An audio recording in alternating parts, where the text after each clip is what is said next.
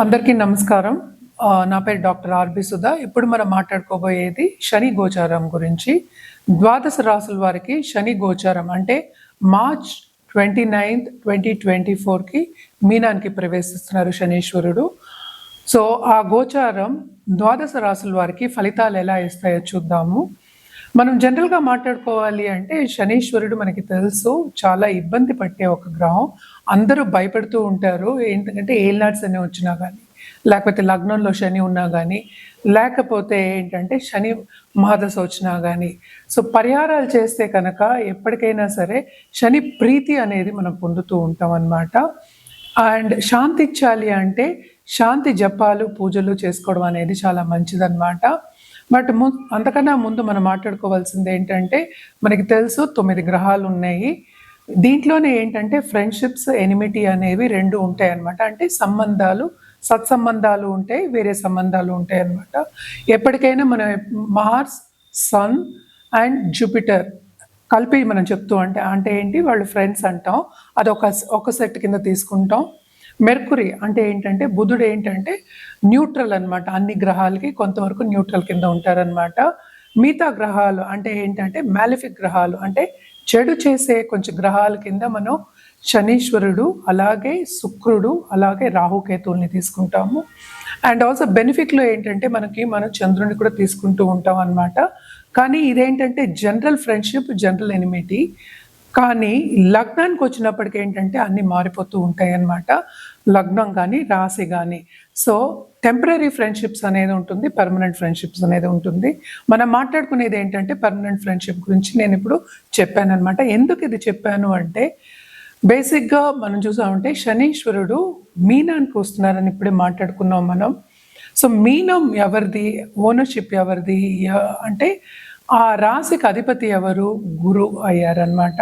So గురువుకి ఏంటంటే ఈయన శనీశ్వరుడు ఎలా ఆ ఇంట్లో ఎలా ఉంటారు అనేది ఏంటంటే ఆయన ఎనిమియా, లేకపోతే మనకి ఫ్రెండా, లేకపోతే న్యూట్రలా, లేకపోతే ఏంటంటే మనకి ఎలాగా ఆ ఇంట్లో ఎలా ఆ భావంలో ఆ రాశిలో ఎలా ఆయన ప్రవర్తిస్తాడు అనేది మనం మాట్లాడుకోవడానికి మనం ఫ్రెండ్షిప్స్ గురించి ఇప్పుడు మాట్లాడుకున్నాము.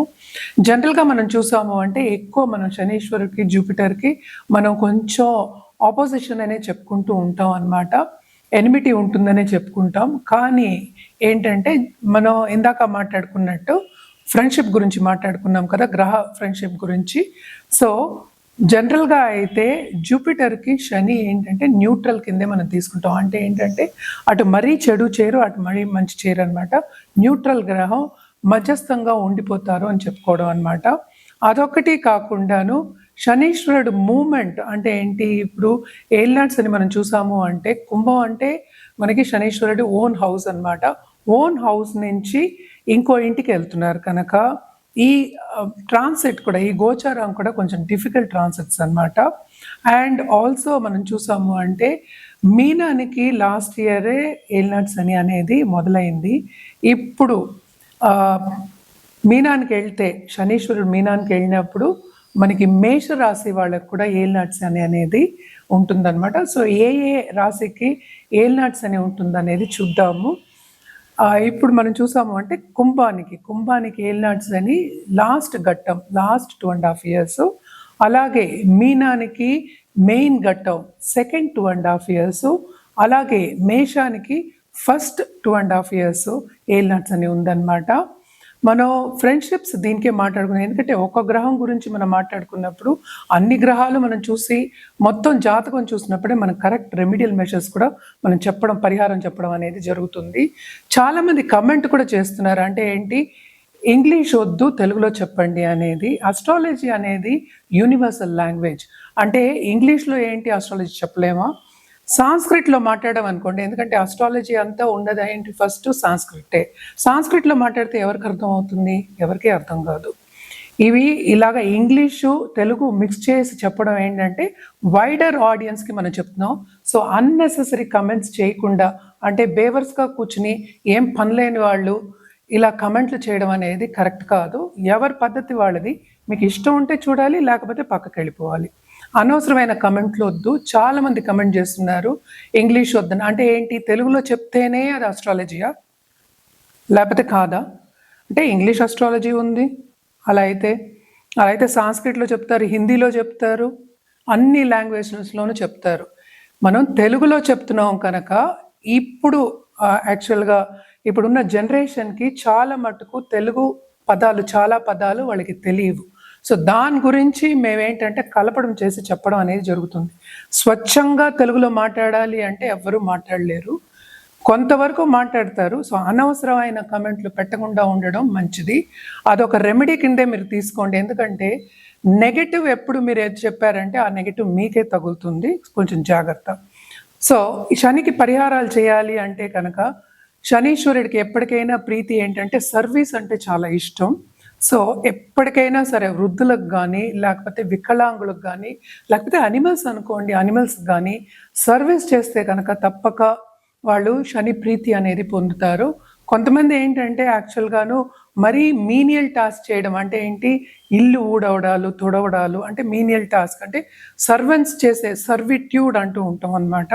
అలాంటి పనులు కూడా కొంతమంది కావాలని శని ప్రీతి పొందడానికి చేస్తూ ఉంటారు. అదొకటి కాకుండా ఎప్పటికైనా దానాలు కానీ జపాలు కానీ చేయడం అనేది మంచిది. అండ్ ఆల్సో ఎప్పటికైనా సరే నేను ఇందాక చెప్పినట్టు సర్వీస్ అనేది చాలా చాలా ప్రీతి శనికి. సో మన చేత్తో వండి పెట్టడం కూడా చాలా మంచిదన్నమాట. ఇవన్నీ మనం ఏంటి మాట్లాడుకునేది జనరల్ పరిహారాలే. ఏదైనా సరే మనం చూసుకోవాల్సింది ఏంటంటే వ్యక్తిగత జాతకం మీద ఆధారపడి ఉంటుంది రెమెడియల్ మెషర్స్. ఏ ప్లానెట్ని కంట్రోల్ చేయాలి అనేది, ఏ ప్లానెట్కి ప్రీతి అంటే ఏంటంటే అప్లిఫ్ట్ చేయాలి లేకపోతే బ్యాలెన్స్ చేయాలి అనేది మోర్ ఇంపార్టెంట్ అన్నమాట. ఎందుకంటే ఈ కాలంలో అందరికీ, చాలా మందికి ఉద్యోగాలు కూడా లేకుండా, అంటే బతుకు తెరువు లేకుండా కూడా చాలామంది ఉంటూ ఉన్నారు. సో వీళ్ళందరికీ ఏంటంటే ఫస్ట్ జాతకం అనేది చూడాలి. మనం మాట్లాడుకునేది ఒక రాశి వారిగా మనం మాట్లాడుకుంటున్నాము, అది కూడా ఒక గ్రహం గురించి మాట్లాడుకుంటున్నాము. గుర్తుపెట్టుకోండి, ఇది మొత్తం అంతా మీరు విన్నారంటే మీకు క్లారిటీగా అన్నీ తెలుస్తాయి. ఏదైనా మీకు డౌట్లు ఉన్నా కానీ, లేకపోతే అపాయింట్మెంట్ సెట్ చేయాలంటే కానీ కింద స్క్రోల్ అయ్యే నంబర్కి సంప్రదించవచ్చు. ఇప్పుడు మనం మాట్లాడుకోబోయేది సింహరాశి వాళ్ళ గురించి. సింహరాశి వాళ్ళకి శని గోచారం, శనీశ్వరుడు గోచారం ఎలా ఉందో చూద్దాము. సింహరాశి వాళ్ళకి మిశ్రమ ఫలితాలు ఘోషిస్తున్నాయనే చెప్పాలి. ఎందుకంటే అష్టమ శని అనేది వీళ్ళకి మొదలవుతోంది. అష్టమ శని అనేది ఏంటంటే కొంతవరకు ఇబ్బంది పెట్టే ఒక తరుణం అన్నమాట. అంటే ఏంటి, ఆయన శని పరిగెత్తిస్తాడనమాట. ఆయన ఫిలాసఫికల్ ప్లానెట్, మనకి తెలిసిన ఒక విషయమే. బతుకంటే ఏంటని నేర్పుతాడు ఫస్ట్. సో తప్పక ఏంటంటే అన్ని రంగాల్లోనూ కొంతవరకు ఇబ్బంది పెడతాడు అనేది ఫస్ట్ ఒక సూచన. అదొకటి కాకుండా మనం చేసే పనిలో కొంతవరకు ఆపర్చునిటీస్ వస్తాయి, చాలా ఆపర్చునిటీస్ వస్తాయి. మీకు ఆపర్చునిటీస్ వచ్చేప్పటికీ కూడాను శ్రమ అనేది చాలా అధికం అనేది కనిపిస్తోంది అన్నమాట. ఏదైనా సరే అంత ఈజీగా రాదు, ఒకటికి 2 సార్లు ప్రయత్నిస్తే కానీ రాదనమాట. అంటే చాలా శ్రమ పడే ఒక యోగం. ఎస్పెషలీ ఇది చెప్పేది ఏంటంటే స్టూడెంట్స్, ఈ రాశిలో ఉన్న స్టూడెంట్స్కి తప్పక మీరు విజయం సాధిస్తారు, కానీ శ్రమ పడ్డం అనేది ఖాయం. ఒకటికి 2 సార్లు అంటే అధిక శ్రమం అనేది కనిపిస్తోంది అనమాట. అలాగే ఇంట్లో కూడాను ఫైనాన్షియల్ విషయంలో కూడా కొంతవరకు డిస్టర్బెన్స్ వచ్చే ఛాన్సెస్ కనిపిస్తున్నాయి. మనకి తెలుసు శనీశ్వరుడు ఒక్క రాశిలో 2.5 సంవత్సరాలు ఉంటారనమాట. సో స్టార్టింగ్ అప్పుడే కొంతవరకు ప్రాబ్లమ్స్ వచ్చే ఛాన్సెస్ ఎక్కువ కనిపిస్తున్నాయి. ఎస్పెషలీ వీళ్ళకి సేవింగ్స్ అనేది కొంతవరకు తక్కువ అవ్వచ్చు, అలాగే ఖర్చు అనేది చాలా ఎక్కువ అవ్వచ్చు అనమాట. హెల్త్ విషయంలో మాత్రం కొంచెం సెన్సిటివ్ అయ్యే ఛాన్సెస్ ఎక్కువ కనిపిస్తున్నాయి. ఇది మోస్ట్ ఇంపార్టెంట్ ఏంటంటే కుటుంబ పరంగా కొన్ని ఇబ్బందులు అనేవి కనిపిస్తున్నాయి అన్నమాట. సో కుటుంబంలో కొంతవరకు అనుకూల పరిస్థితి లేదు, కొంతవరకు ప్రతికూల పరిస్థితి అనేది కనిపిస్తోంది కనుక జాగ్రత్తగా ఉండడం అనేది మంచిది. అలాగే మనం చూసాము అంటే కనుక హెల్త్ విషయంలో చూసాము అంటే కనుక హెల్త్ సెన్సిటివ్ అయ్యే ఛాన్సెస్ ఉన్నాయి. ఏదైనా కొంచెం నలత వచ్చేప్పటికీ డాక్టర్ని సంప్రదించడం కానీ స్పెషలిస్ట్ని సంప్రదించడం చాలా చాలా మంచిది. అండ్ ఆల్సో పరిహారాల విషయానికి వస్తే కనుక తప్పక వీళ్ళు పరిహారాలు చేయవలసిందే. 2.5 సంవత్సరాలు చేయడం అనేది మంచిది. నేను ఇందాక నుంచి చెప్తున్నాను, మనం మాట్లాడేది ఒక గ్రహం గురించి అండ్ ఆల్సో ఈ గ్రహ గోచారం గురించి అన్నమాట. అండ్ ఆల్సో రాశి వారిగా మాట్లాడుతున్నాము. సో తప్పక ఏంటంటే శనీశ్వరుడికి ప్రీతి పొందాలి అంటే మనం ఆ రోజు ఒక నల్ల కుక్కకి, ఏ కుక్క అయినా పర్వాలేదు, పెరుగన్నం పెట్టడం అనేది మంచిది. అలాగే ఏంటంటే సూర్యుడికి అర్ఘ్యం ఇవ్వడం అనేది చాలా మంచిదన్నమాట. ఎందుకంటే హెల్త్ విషయానికి వచ్చేప్పటికీ ఎప్పటికైనా మన ఆదిత్య హృదయం చదువుకోమని చెప్తూ ఉంటాము.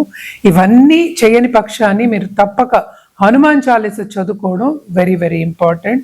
అట్లీస్ట్ మినిమం 11 టైమ్స్ చదువుకోండి, చాలా మంచిది. అంటే సాటర్డే చదువుకోవడం అనేది మంచిది.